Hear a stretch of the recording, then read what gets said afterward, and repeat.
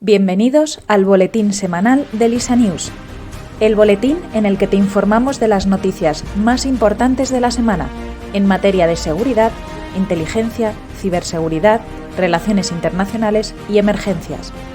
Este boletín ha sido creado de la mano del equipo docente del LISA Institute. Comenzamos.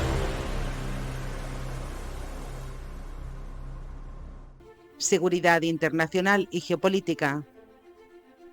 Agrupación Nacional vence en la primera vuelta de las elecciones legislativas de Francia.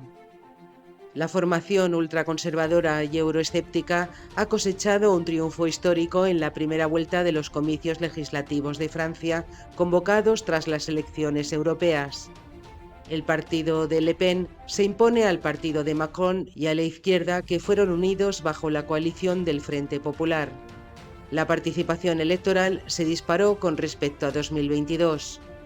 Agrupación Nacional obtuvo casi el 34% de los apoyos, el Frente Popular el 28% y Ensemble, formación del actual presidente, tan solo el 21%.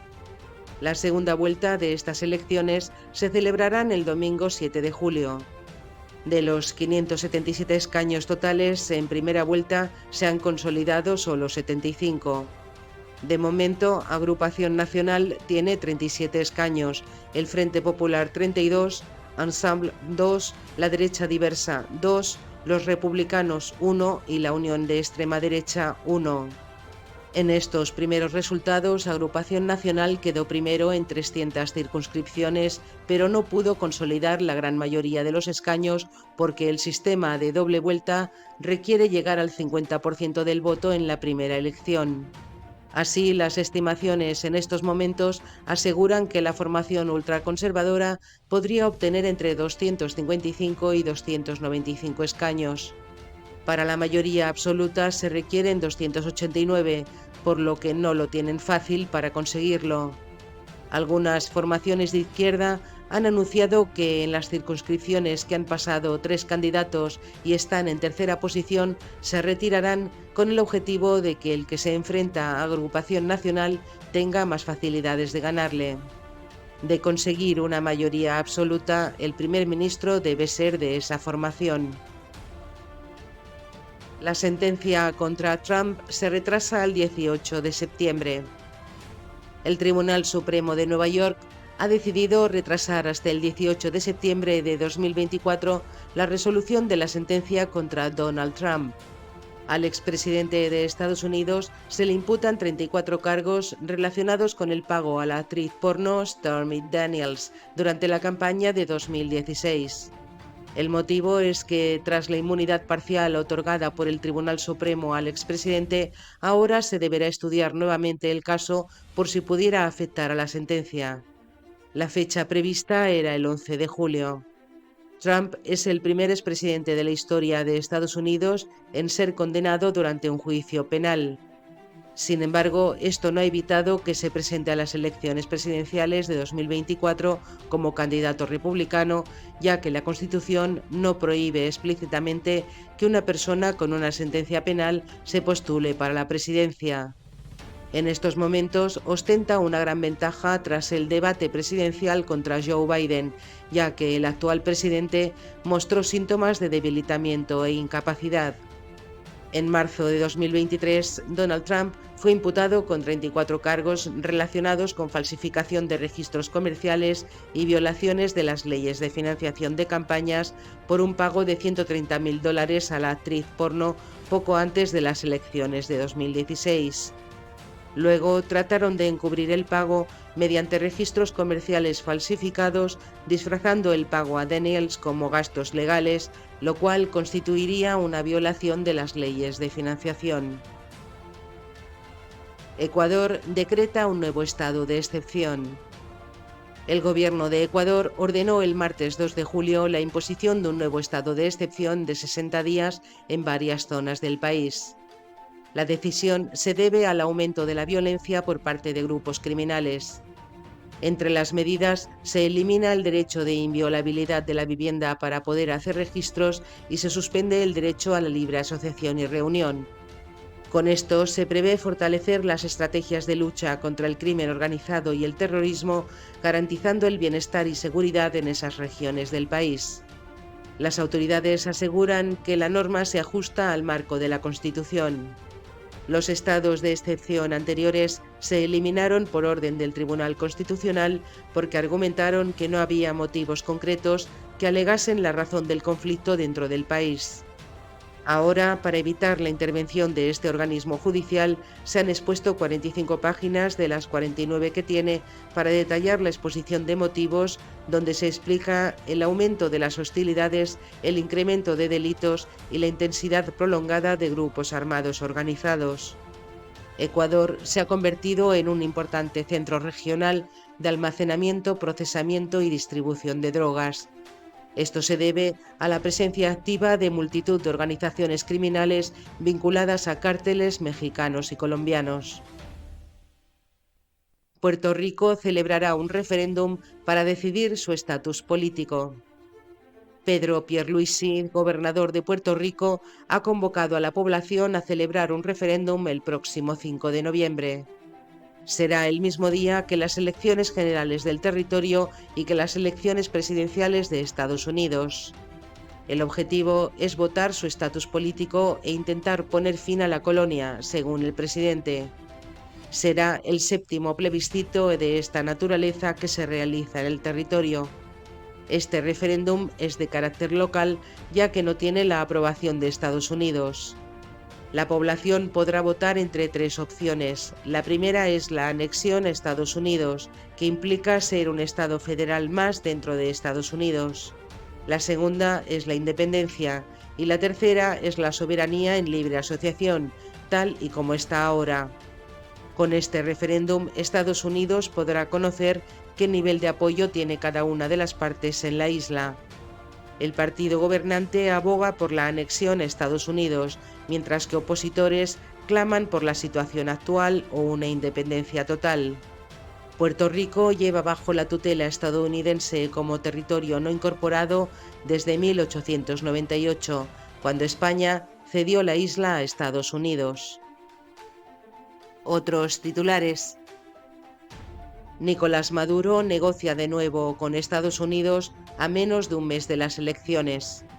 Ambos países reanudan las negociaciones para tratar de mejorar las relaciones.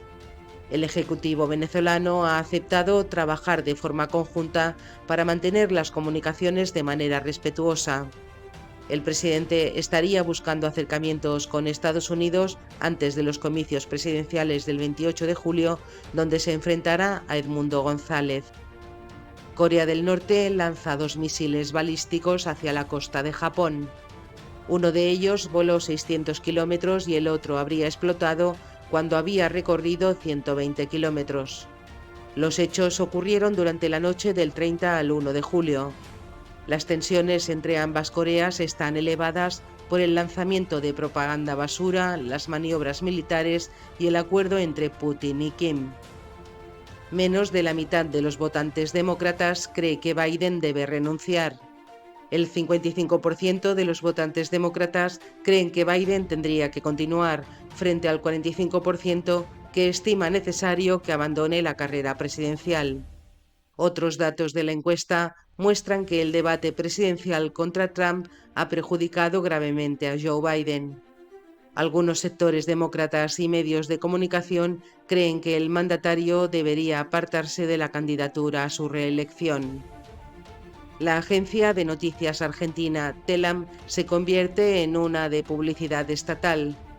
El gobierno de Argentina termina la transformación del ente público, que pasará a ser una agencia de publicidad del Estado, sociedad anónima unipersonal. Operará como una agencia de publicidad y propaganda en la elaboración, producción, comercialización y venta de contenido publicitario tanto dentro como fuera del país. No dará actividades de servicios periodísticos. El gobierno de Georgia aprueba un proyecto de ley para luchar contra la propaganda LGTB. La ley sobre la protección de los valores familiares y los menores, que busca hacer frente a la propaganda LGTB, ha sido aprobada por el Parlamento en primera lectura por 78 votos a favor y 0 en contra.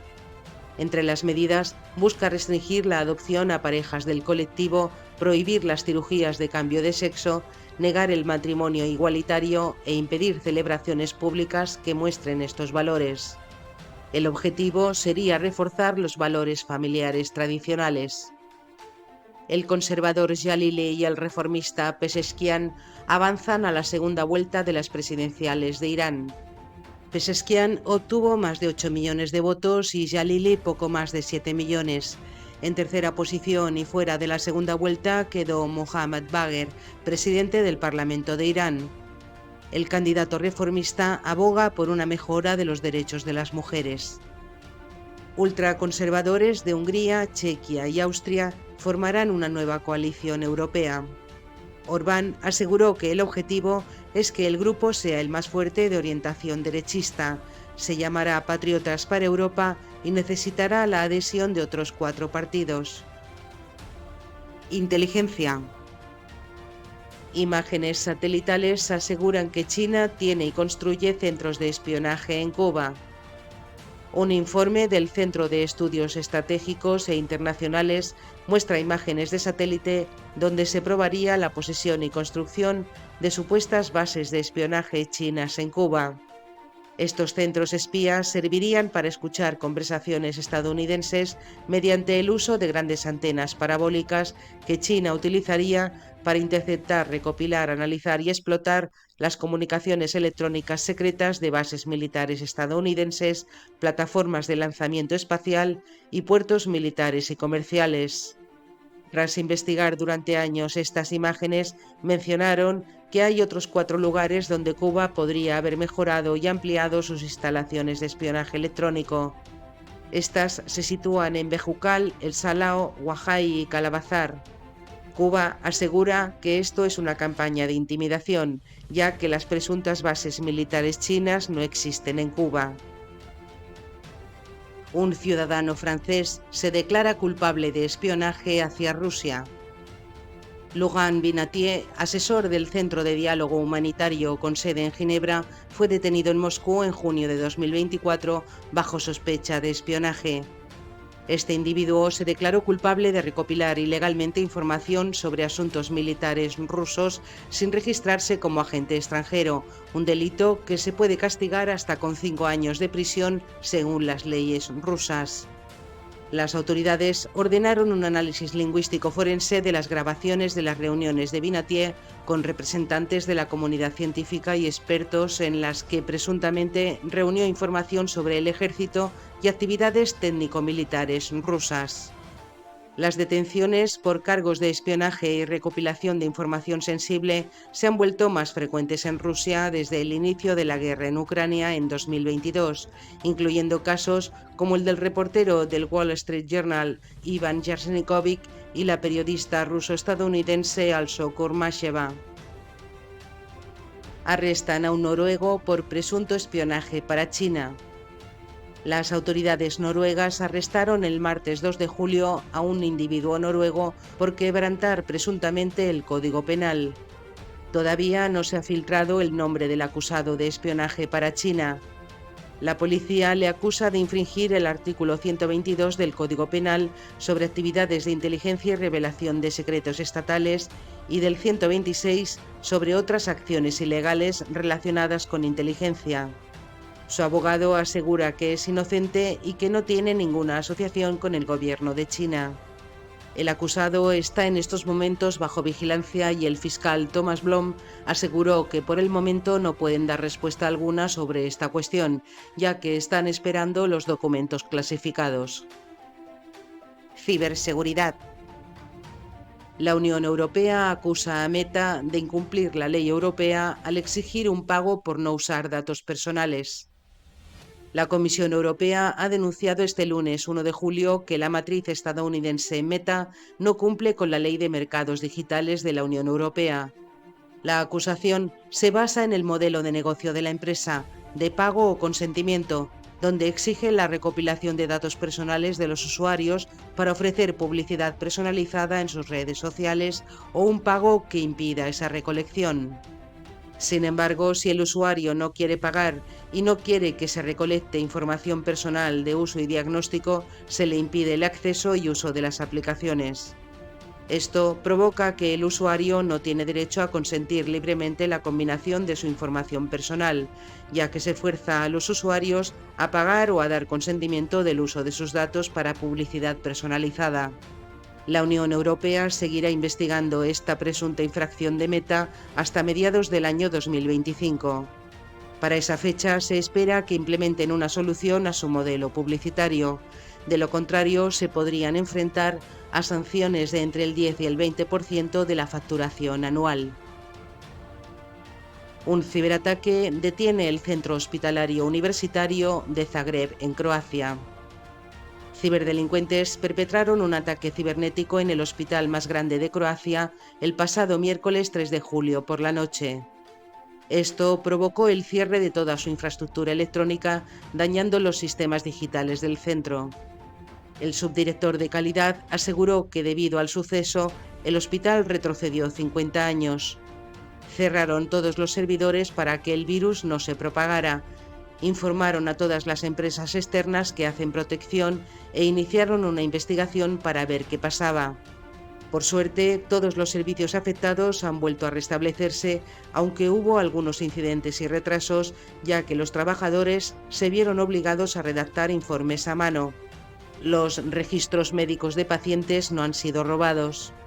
La agrupación prorrusa Anoname se atribuyó el ciberataque, aunque aseguró que no suelen atacar infraestructuras médicas, ya que su propósito es atacar instituciones rusofóbicas y no civiles. Un ciberataque a la compañía Total Energies compromete datos de más de 200.000 clientes en España. La compañía energética española ha sufrido un acceso no autorizado a una de sus plataformas informáticas de ventas, lo que ha provocado la presunta sustracción de los datos de una parte de sus clientes en el país. La entidad ha pedido disculpas por el suceso y ha condenado este tipo de actos delictivos que ponen en riesgo y perjudican tanto a clientes como a compañías que respetan la legislación vigente en materia de protección de datos. Además, aseguró que la protección y confidencialidad de los datos de los clientes es una prioridad absoluta, por lo que están tratando de resolver el ataque junto con la policía y la Agencia Española de Protección de Datos para poner en marcha todas las acciones legales pertinentes contra los responsables de esta acción. Y hasta aquí el resumen de las noticias de esta semana. Espero que haya sido de tu interés. Desde Elisa News te agradecemos tu atención y hasta el próximo boletín. Si te ha gustado este boletín, recuerda que puedes seguirnos en Instagram, Facebook, Twitter y LinkedIn, donde publicamos a diario noticias y análisis de interés. Comparte este boletín con tu entorno y ayúdanos a seguir haciendo del mundo un lugar más seguro, justo y protegido.